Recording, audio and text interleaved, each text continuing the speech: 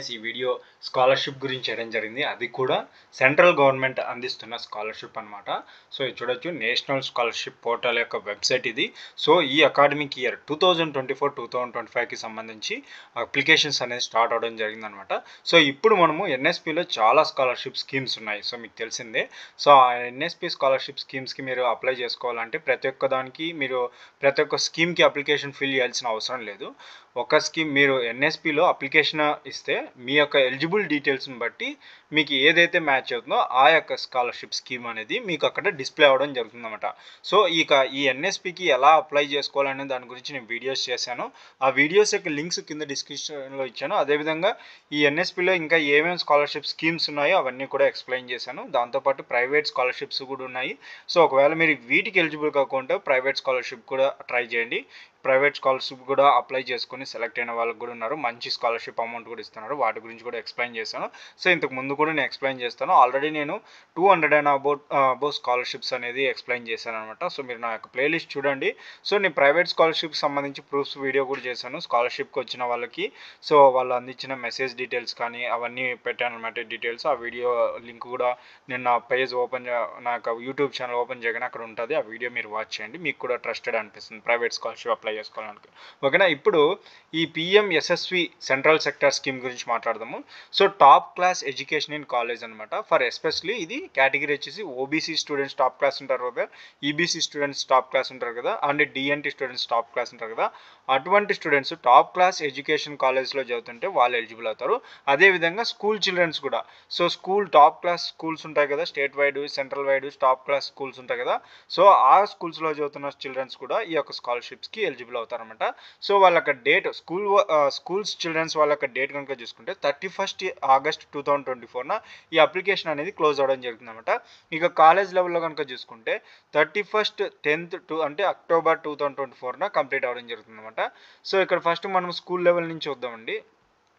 So ఇక్కడ school లెవెల్లో చూసుకుంటే students central sector scheme of top class education in schools for OBC, EBC and DNT students. ఎవరైతే top class స్కూల్స్లో చదువుతున్న OBC, EBC students ఉంటారు కదా, సో వాళ్ళు దీనికి ఎలిజిబుల్ అవుతారు స్కూల్ స్టూడెంట్స్. సో వాళ్ళు ఇప్పుడు ప్రజెంట్ వాళ్ళకి డీటెయిల్స్ కనుక చూసుకుంటే వీళ్ళ యొక్క స్టూడెంట్స్ ఎవరైతే ఫ్యామిలీ ఇన్కమ్ ఉంటుందో 2.5 ల్యాక్ అంటే ఎక్కువ ఉండకూడదు అనమాట. ఇన్కమ్ అనేది లెస్ దెన్ 2.5 ల్యాక్ ఉండాలి. సో అది వాళ్ళ మెయిన్ ప్రిఫరెన్స్ ఇచ్చింది అదనమాట. అదేవిధంగా ఆ యొక్క స్కూల్ వాళ్ళు చదివే టాప్ క్లాస్ స్కూల్ అనేది 10th క్లాస్లో 100% పాస్ పర్సెంటేజ్ ఉండాలన్నమాట. అటువంటి స్కూల్స్లో చదువుతున్న స్టూడెంట్సే ఈ యొక్క స్కాలర్షిప్కి ఎలిజిబుల్ అవుతారు అనేది వాళ్ళు మెన్షన్ చేయడం జరిగిందన్నమాట. సో ఈ యొక్క స్కాలర్షిప్కి మ్యాక్సిమం ప్రిఫరెన్స్ అనేది 30% గర్ల్స్ చిల్డ్రన్స్కి ఇవ్వడం జరుగుతుందన్నమాట. సో అలాగని వాళ్ళకే కాదు, మిగతా 70% వీళ్ళకి బోత్ ఇవ్వడం జరుగుతుందన్నమాట. సో అందులో కాస్త 30% అనేది గర్ల్స్కి ఇవ్వడం జరుగుతుంది. So OBC, EBC, DNT students already studying in TCS అంటే top class schools can apply on the national scholarship portal. అంటే నేషనల్ స్కాలర్షిప్ పోర్టల్లో వాళ్ళు అప్లై చేసుకోవాలి ఈ ఎన్ఎస్పి అప్లికేషన్లో. ఆ వీడియో నేను చేశాను. సో అది ఏంటంటే కాలేజీకి చేశాను. ఒకవేళ మీరు స్కూల్ లెవెల్లో అయితే కనుక క్లాస్ 1 నుంచి క్లాస్ 10th వరకు చదువుతుంటే కనుక మీరు ప్రీ మ్యాట్రిక్ పెట్టుకోండి. ఒకవేళ ఇంటర్మీడియట్ లెవెల్ చదువుతుంటే పోస్ట్ మ్యాట్రిక్, ఇంటర్మీడియట్ నుంచి హయ్యర్ స్టడీస్ చదివే వాళ్ళకి పోస్ట్ మ్యాట్రిక్ అనమాట. సో ప్రీ మ్యాట్రిక్ అంటే ఎవరైతే క్లాస్ 1 నుంచి 10th క్లాస్ చదువుతుంటారో వాళ్ళని ప్రీ మ్యాట్రిక్ అంటారు అనమాట. సో మీ స్కూల్ స్టూడెంట్స్ కాబట్టి ప్రీ మ్యాట్రిక్ పెట్టుకోవాల్సి ఉంటుంది అక్కడ. ఓకేనా. మీకు అడుగుతుంది పోస్ట్ మ్యాట్రిక్ ప్రీ మ్యాట్రిక్, అప్పుడు ఈ యొక్క పాయింట్ని మీరు గుర్తుపెట్టుకోండి. ఓకేనా.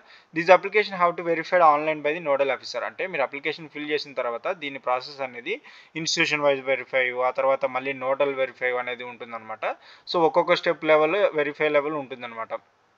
ఓకేనా. ఇక్కడ చూడండి, there shall be A state wise merit list for each class for boys and girls. అంటే స్టేట్ వైడ్ మెరిట్ లిస్ట్ తీస్తారు, ఈచ్ క్లాస్ నుంచి తీసుకుంటూ వస్తారనమాట. అది టాప్ క్లాస్ స్కూల్స్లో అందులో మెరిట్ లిస్ట్ తీసుకోవడం జరుగుతుందన్నమాట. ఇక మెథడాలజీ అనమాట. అంటే మీరు సెలెక్ట్ అయిన తర్వాత అమౌంట్ అనేది ఎలా క్రెడిట్ చేస్తారంటే, సెలెక్ట్ అయిన తర్వాత స్టూడెంట్ యొక్క బ్యాంకులోకి డైరెక్ట్గా ఖచ్చితంగా బ్యాంక్ అకౌంట్ ఉండాలని వీళ్ళైతే మెన్షన్ చేయడం జరిగింది. ఒకవేళ మీకు లేకుంటే వెంటనే అప్లై చేసుకోండి. వితిన్ 2 days లేదంటే 1 dayలో ఇప్పుడైతే తొందరగా వచ్చేయడం జరుగుతుందన్నమాట. ఓకేనా. ఆ డీటెయిల్స్ అనేది మీరు అప్లోడ్ చేయాల్సి ఉంటుంది. ఇక institution eligibility and quantum of assistant. So institution eligibility చెప్పాను కదా, 100% పాస్ పర్సెంటేజ్ ఉండాలన్నమాట. ఓకే. ఇంకోటి సెలెక్ట్ అయిన వాళ్ళ యొక్క ఈ యొక్క స్కాలర్షిప్కి అప్లికేషన్ వేసుకుంటారు ఇండియా మంది. వాళ్ళకి బెనిఫిట్స్ కనుక చూసుకుంటే స్కూల్ చిల్డ్రన్స్కి అయితే 75,000 పర్ యానం అనేది ఇవ్వడం జరుగుతుంది. అది కూడా క్లాస్ 9th క్లాస్ 10th చదువుతున్న స్టూడెంట్స్కి వాళ్ళు సెలెక్ట్ అయితే 75,000 రూపీస్ అనేది ఇవ్వడం జరిగింది. ఇక క్లాస్ 11th 12th చదువుతున్న వాళ్ళకైతే కనుక 1,25,000 రూపీస్ అని పర్ యానం ఇవ్వడం జరుగుతుంది. అలాగే 2 ఇయర్స్ ఇవ్వడం జరుగుతుంది. ఓకేనా. ఇక నెక్స్ట్ అదర్ కండిషన్స్ ఏంటంటే స్టూడెంట్కి తప్పనిసరిగా బ్యాంక్ అకౌంట్ అనేది ఉండాలన్నమాట. అప్లై చేసుకునేటప్పుడు ఇక్కడ మెన్షన్ చేశారు ఈ పాయింట్. సో ఒకవేళ మీ స్టూడెంట్ లేకపోతే ఖచ్చితంగా బ్యాంక్ అకౌంట్ అనేది ప్రొవైడ్ చేయండి. అదేవిధంగా short listed school shall have Aadhaar based attendance అనమాట. సో ఆధార్ బేస్డ్ అటెండెన్స్ అనేది వాళ్ళు ప్రొవైడ్ చేయాల్సి ఉంటుంది. మీరు ఈ స్కూల్ వాళ్ళు ప్రొవైడ్ చేస్తారనమాట. Students studying in schools assisted under the scheme shall not be eligible for assistant under any other schemes. అంటే స్టూడెంట్ ఆల్రెడీ ఏమైనా అదర్ గవర్నమెంట్ స్కీమ్స్ కానీ ప్రైవేట్ స్కీమ్స్ కానీ ఎటువంటివి పొందుతుంటే కనుక అటువంటి స్టూడెంట్స్ ఈ యొక్క స్కాలర్షిప్కి పిఎంఎస్ఎస్వి స్కాలర్షిప్కి నాట్ ఎలిజిబుల్ అనమాట. ఓకేనా, ఇది గుర్తుపెట్టుకోండి. ఇక ఇవన్నీ మానిటైజేషన్ అనమాట. మీరు ఈ అప్లికేషన్ చేసుకున్న తర్వాత సెలెక్ట్ అయిన తర్వాత మిమ్మల్ని ఈ యొక్క సంస్థ అనేది మానిటైజ్ చేయడం జరుగుతుంది, మీరు ఎలా పర్ఫామ్ చేస్తున్నారు అనేది. సో ఇన్ కేస్ మీరు ఏదైనా ఫ్రాడ్ అటువంటిది మిస్బిహేవ్ చేసినా ఈ స్కాలర్షిప్ అనేది రిజెక్ట్ చేయడం జరుగుతుంది అనమాట. ఇది స్కూల్ చిల్డ్రన్స్ యొక్క స్కాలర్షిప్ అనమాట. నెక్స్ట్ కాలేజ్ లెవెల్లో చదువుతుంటారు కదా, వాళ్ళ యొక్క టాప్ క్లాస్ ఎడ్యుకేషన్ యొక్క కాలేజ్ స్టూడెంట్స్ చూసుకుంటే OBC EBC and DNT students. So వీళ్ళకి అనమాట, వీళ్ళ యొక్క డీటెయిల్స్ కనుక చూసుకుంటే ఎవరైతే 12th క్లాస్ అబోవ్ చదువుతుంటారో వాళ్ళు ఈ యొక్క స్కాలర్షిప్కి ఎలిజిబుల్ అవుతారనమాట. స్కోప్ ఏంటంటే ఈ యొక్క scholarship empowerment of every financial year. అంటే ఈ యొక్క department ministry of social department ఇది యొక్క సంస్థని ఆపరేట్ చేయడం జరుగుతుంది అనమాట. సో స్టూడెంట్స్ ఎంకరేజ్ చేయాలి అనే ఒక ముఖ్య ఉద్దేశంతో ఈ యొక్క స్కాలర్షిప్ టాప్ క్లాస్ ఎడ్యుకేషన్లో చదువుతున్న వాళ్ళకి స్కాలర్షిప్ అనేది అందజేయడం జరుగుతుంది.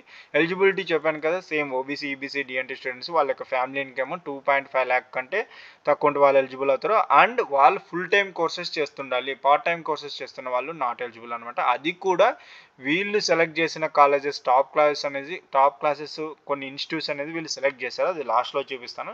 సో మీరు మిస్ అవ్వకుండా చూడండి, మధ్యలో కూడా కొన్నిసార్లు చూపిస్తాను ఇప్పుడు ఒకసారి. బట్ మీరు ఈ వీడియో స్కిప్ చేయకుండా చూస్తే ఆ స్కాలర్షిప్స్ అనేది ఆ కాలేజెస్ ఏంటి, ఆ కాలేజ్లో మీరు కనుక చదువుతుంటే మీరు ఎలిజిబుల్ అవుతారు. ఓకేనా. కొన్ని కాలేజ్ వీళ్ళు పర్టికులర్ టాప్ కాలేజ్ అని చేస్తారు. సో అవి యొక్క లిస్ట్ అనేది నేను చూపిస్తాను అనమాట. ఇది అనమాట, ఇది ఎలిజిబిలిటీస్. ఆ తర్వాత స్టూడెంట్స్ యొక్క నెంబర్ ఆఫ్ ఎలిజిబిలిటీస్. అంటే ఇప్పుడు చాలామంది స్లాట్స్ కొన్ని స్లాట్స్ అని స్కాలర్షిప్ ప్రిఫర్ చేస్తుంటారు.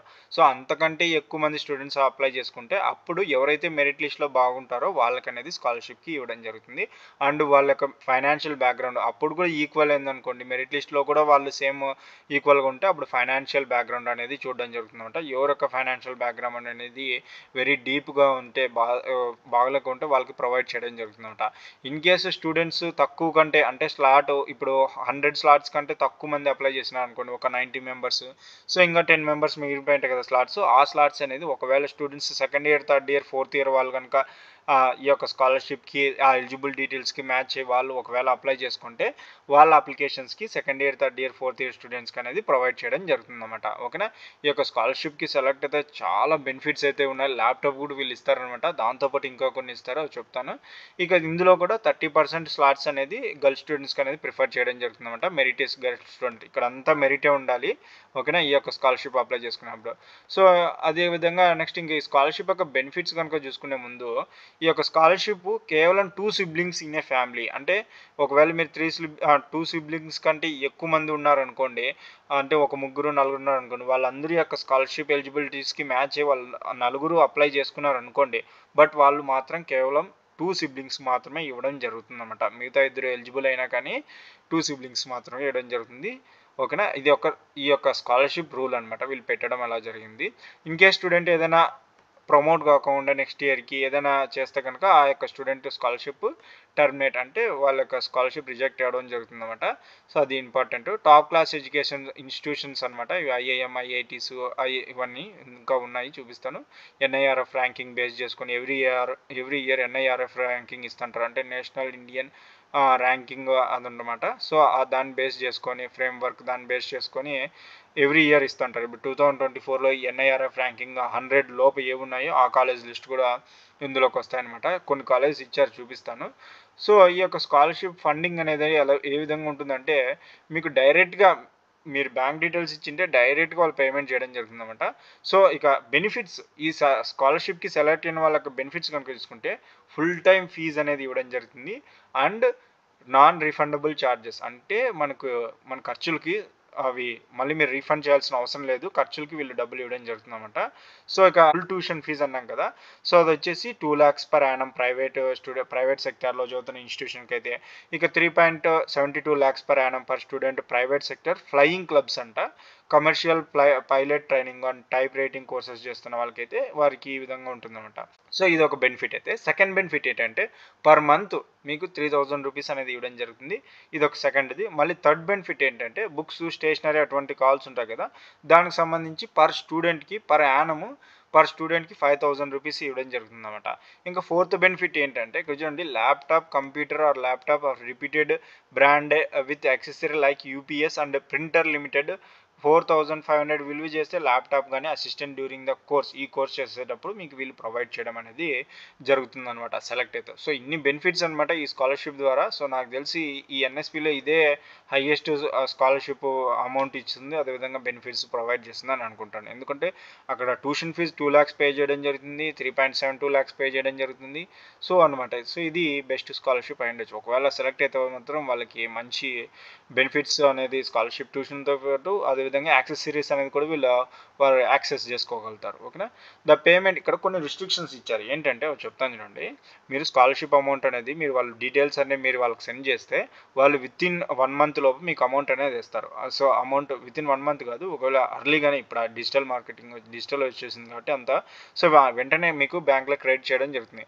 సో ఆ అమౌంట్ని మీరు విత్ ఇన్ 1 monthలో కనుక కట్టుకోకుండా వేస్ట్ చేసుకున్నారంటే కనుక మీకు ఈ స్కాలర్షిప్ అనేది రిజెక్ట్ అవ్వడం జరుగుతుంది. ఆ వేస్ట్ చేసుకున్న అమౌంట్ని కూడా వాళ్ళు ఒకవేళ ఉంటే మళ్ళీ మీకు మెయిల్ ద్వారా చెప్తారు ఆ ప్రాసెస్ ఏంటో. ఒకవేళ అడగనైనా అడగచ్చు. ఓకేనా.